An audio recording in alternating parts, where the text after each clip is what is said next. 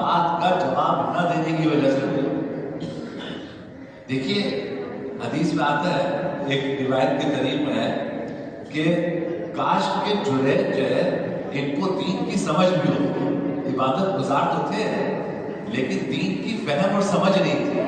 اگر دین کی فہم اور سمجھ ہوتی تو اپنی نماز توڑ کے ماں کی بات کا جواب دیتے۔ اسی لیے علماء نے لکھا کہ اگر نفل نماز آپ پڑھ رہے ہیں تو نفل نماز توڑیے اور ماں کی بات کا جواب دیں، باپ کی بات کا جواب دیں۔ البتہ اگر فرض پڑھ رہے ہیں تو وہ مختصر کر دیں، فرض پڑھ رہے ہیں تو وہ مختصر کر دیجیے تاکہ ماں کو تکلیف نہ ہو، باپ کو تکلیف ہو۔ تو بھائی صرف عبادت کرنا کافی نہیں ہے، دین کی سمجھ ہونا بھی ضروری ہے، اور یہ سمجھ آتی ہے سمجھ والوں کے پاس بیٹھنے سے آتی ہے۔